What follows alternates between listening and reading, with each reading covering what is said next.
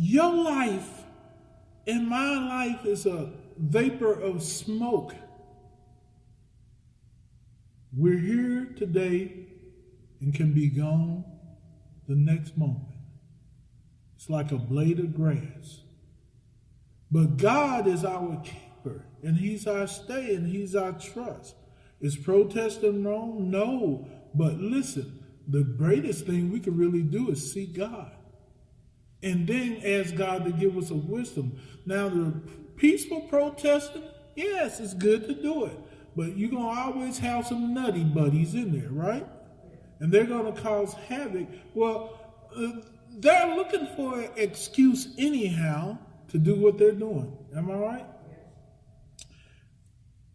If the church would do what the Bible says, instead of trying to be politically correct, it would be much better for us. The Bible said if my people would protest, would march down the street and would sign all these petitions. But we're not even doing what the Bible says. How we expect God to work if we ain't working like God told us to? Huh? If you was to disobey what your boss said at work and told him, I got a better way of doing it, and I'm not going to do it your way no more, I'm going to do it my way, what would that boss tell you? Well, go ahead and do it your way, but you won't do it here, right?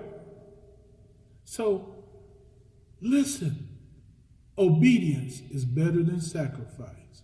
Sugar? Okay. Oh. Oh.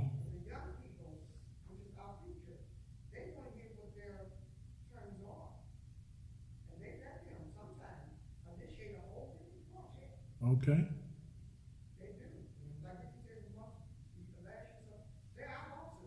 Yeah. Well, a lot of them are. Yeah.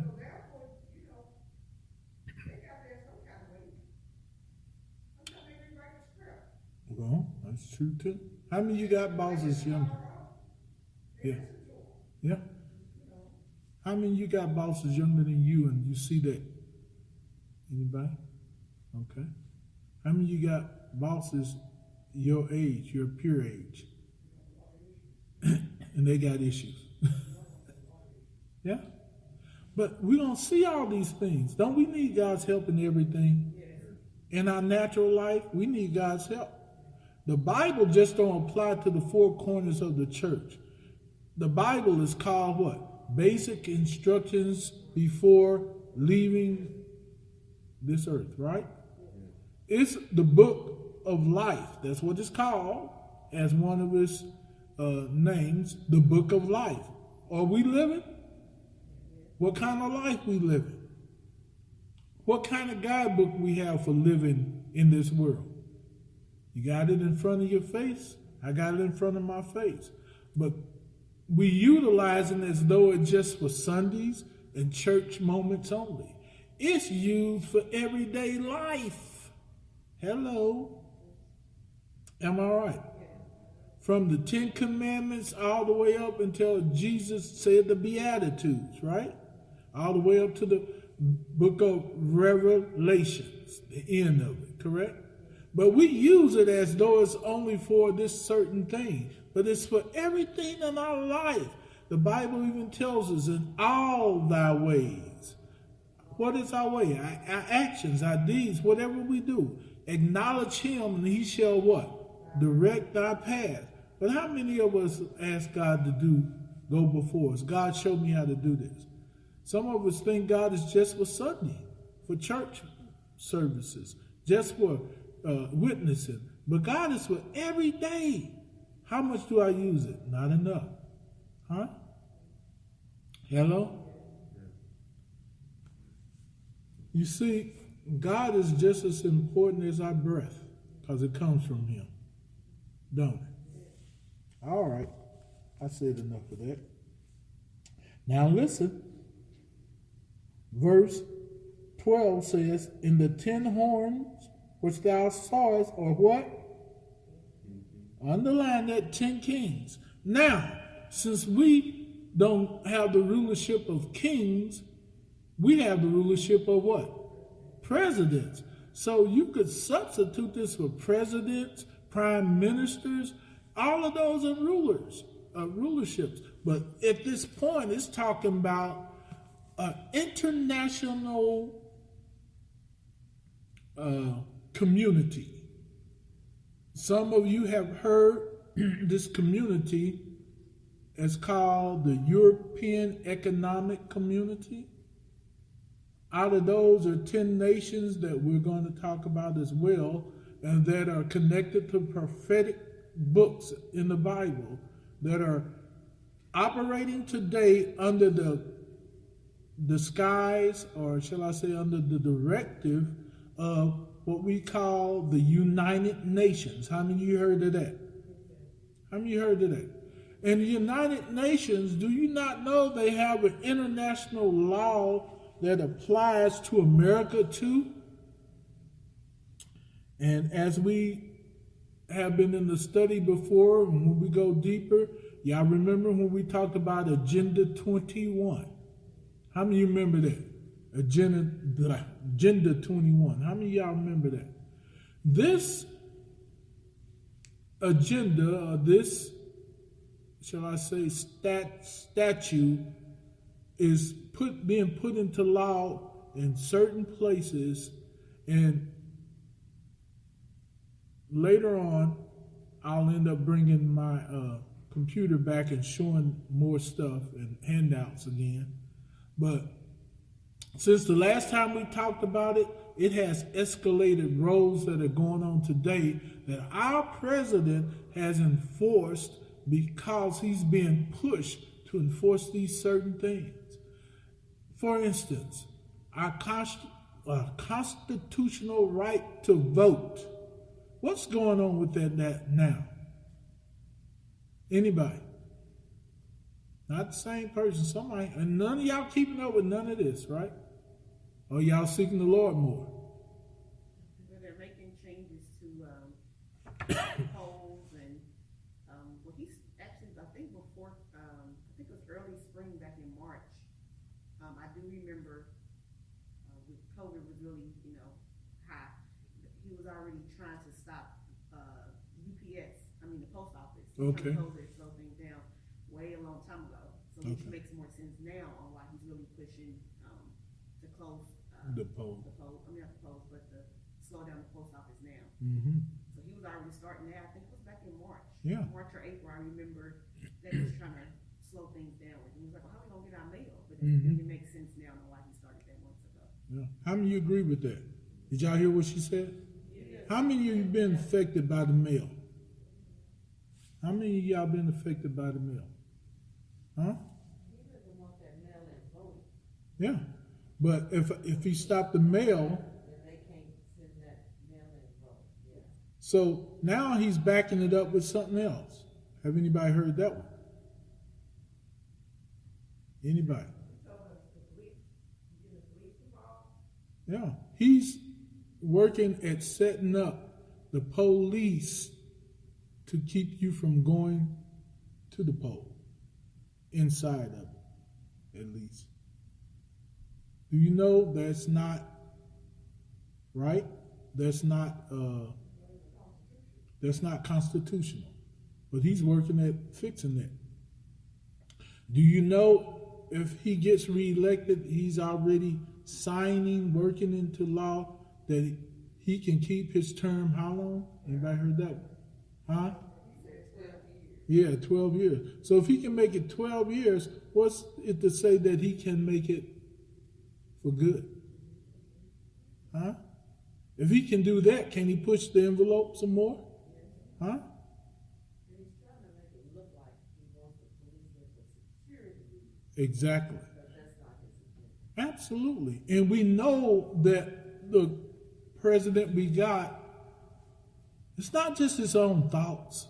He's being pushed and motivated by Satan himself. He's being used as the guinea pig for Satan. Y'all remember, anybody ever studied or heard anything how Hitler came into action?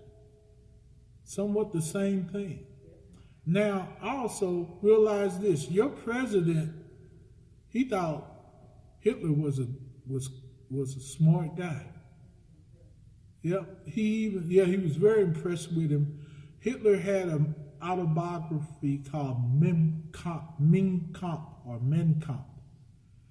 Hitler told the whole story how he did what he did.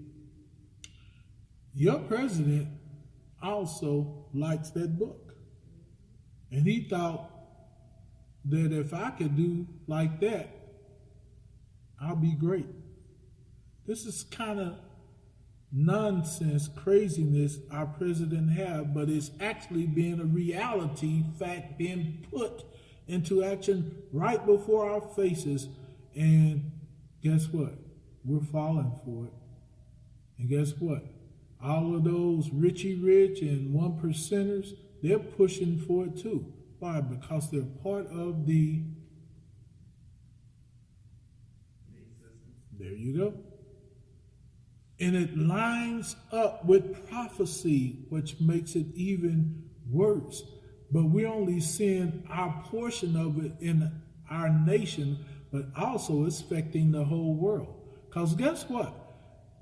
When you make rations, and they're not called rations, but it's I forgot what they call them, against China. What are those things called? Anybody know when they stopped the tariffs? All the tariffs, trading with China. Let me ask you this. How many of you got some electrical stuff?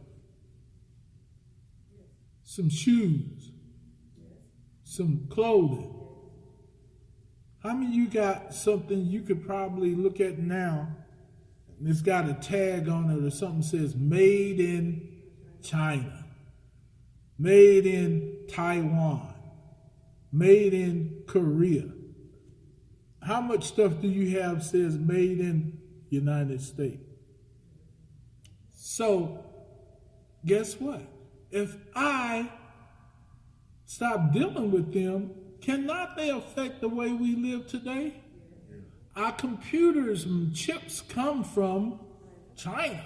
They're not made over here. They come from China. All the parts to make them, if we was to make them over here, come from all the stuff, ingredients that they're trying to make for this pandemic came from. And now they're trying to make it, and what they say, we need at least the end of next year. Do you get it? All that is an infrastructure, integral part of America to survive is being uprooted right now in America, and we as the people of God need to wake up. If my people, which are called by my name, shall humble themselves and seek my face. But you know what? We're so mixed up and going along with our thing, we're neglecting to be just that. Because why? We still don't believe as we ought to. And that's what got Israel in trouble. Because they wanted to be like everybody else. But Calvary Chapel, we got to wake up. We've been taught this. Say that again. Creature, how many years? 41. Way too long. Do you know how long Israel was in the wilderness? 40 years. Don't it sound like we spinning our wheels? And we don't give it a thought, just like Israel. But it's costing us, costing our children, costing our city, costing our nation, costing our world. And the devil that deceived them. I don't want to be a part of them. Do you? And we don't have to? All right? Am I making it plain? Just giving you a reality check, because it is what it is. All right? Any questions, input? Going once? Going twice? Okay. All right. Now listen, verse 12, we finished that, right? Or we almost?